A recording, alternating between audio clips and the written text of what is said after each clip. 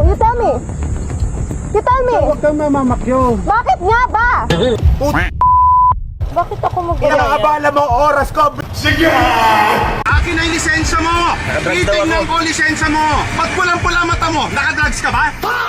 Dito sa Pilipinas, marami ang nakakaranas ng road rage. Right? Malaking tulong na meron tayong video evidence ng nasabing incidents. Pero, medyo risky din at nakakapagpalala lalo ng init ng ulo ng kabilang panig pag nalaman nila na binibidyohan mo sila. Ano ka binibidyohan? Hindi kita binibidyohan. Paano pag mag-isa ka lang at hindi mo agad ma-access yung phone mo because of this situation? Isa lang yan sa advantage ng meron nito. And this is the Botslab G980H 4-channel dashcam.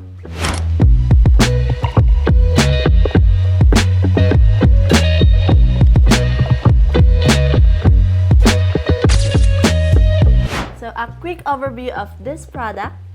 It has a 560-degree camera.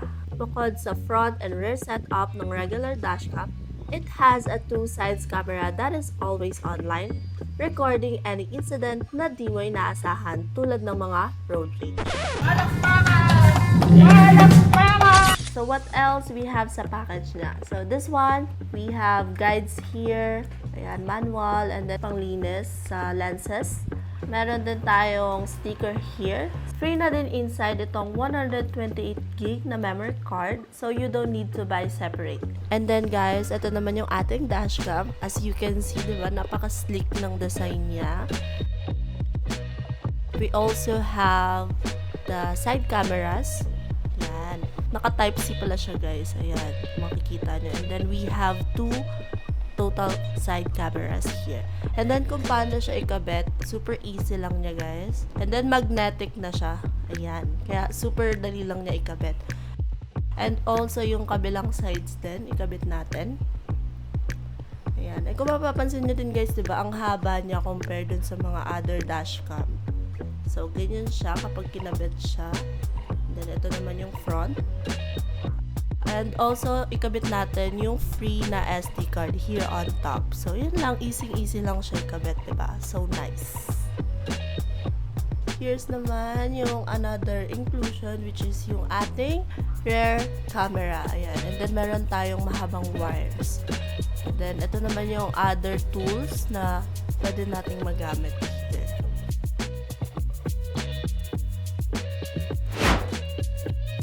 So, ayun guys, nakasetup na yung ating dashcam. So, later, install naman natin siya sa kotse. Pero right now, i-demo muna natin siya. So, first, we have total of 4 cameras. Yung ating front cam, it is in 3K resolution. While yung 2 sides camera naman, ayan, nasa dalawang kilid, it is in full HD kasama yung ating rear camera. Ayan.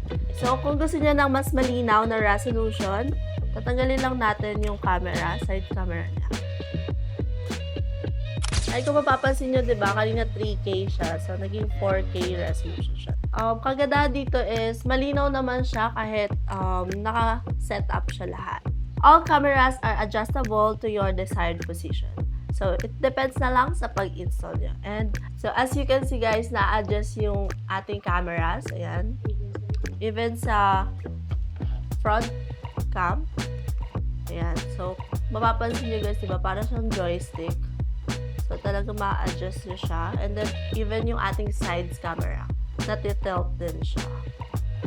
So, yan guys. As you can see, yung screen natin here, mas malaki siya compare sa other dashcam na 2 inches lang.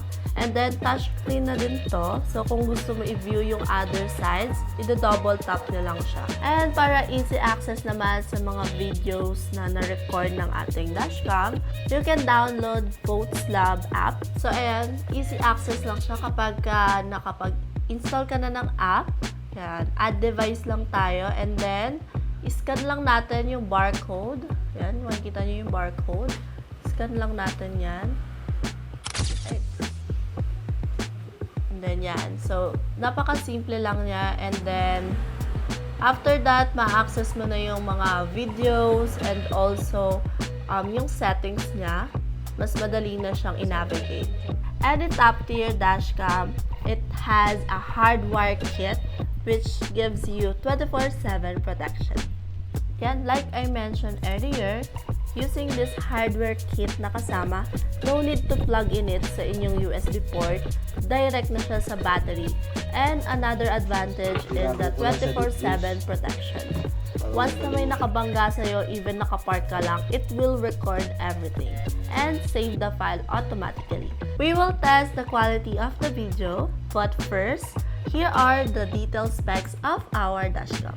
We have here 170 degrees front, plus dual 120 degree side, plus 150 degree rear, so zero blind spot, 24/7 parking monitor with motion detection, time-lapse, and collision detection.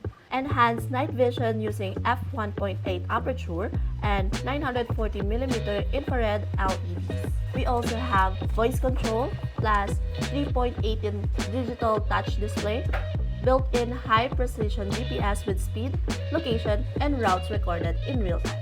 5.8 GHz high-speed Wi-Fi transfer that is 300 times faster than 2.4 GHz sa iba. And lastly, we have super capacitor power design, reliable even on a high-temperature operation.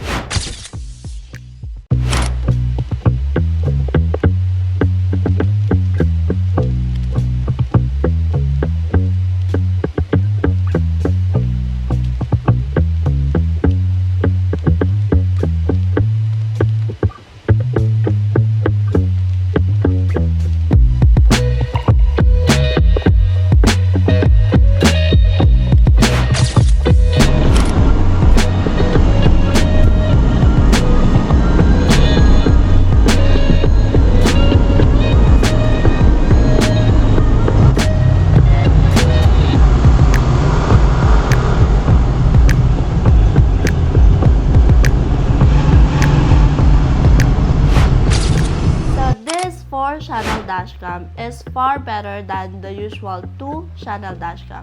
So kahit gaano pa kamahal or ka-high-tech yan 2-channel dashcam, it cannot compare to this 4-channel dashcam. So whether you are a private individuals, taxi driver, TNVS drivers natin dyan, there is always risk because you are letting in strangers into your car.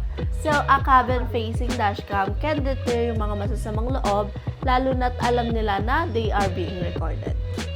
And also, sa panahon ngayon, uso na din yung mga basag kotse gang, right? Kahit sabihin natin na nasa gilid lang yung pangyayari na yun, makikita pa rin sila sa camera. So, walang makakalusot kapag meron kang Botslab G980H dashcam. So guys, if you are interested kung saan ba mabibili yung ating dashcam, ilalagay na lang namin yung details sa description below. Plus, we will also have a promo code which is nasa screen natin. Ayan. So, pwede nyo nang gamitin guys to have additional discount in your next purchase. And so yan, that's all guys. Thank you so much for watching. And also from Botslab, thank you so much for letting us review your dashcam. So napakaganda ng kanilang dashcam and super high-tech. Hi guys! So ayan, as you can see, gamit ko dito ngayon yung dashcam. And kitang-kita nyo naman yung quality pagdating sa video. And yeah, I guess na nagustuhan nyo tong vlog for today. And hanggang dito na lang kami. And once again, I am your CarviewPH Angel Ara. And sa likod natin, kasama natin yung ating manager. Say hi, ma'am! And also, ang ating napakagandang videographer. So, yun lang naman guys. And I hope you like this vlog. And once again, thank you so much for watching. And yeah, see you on our next video. Bye!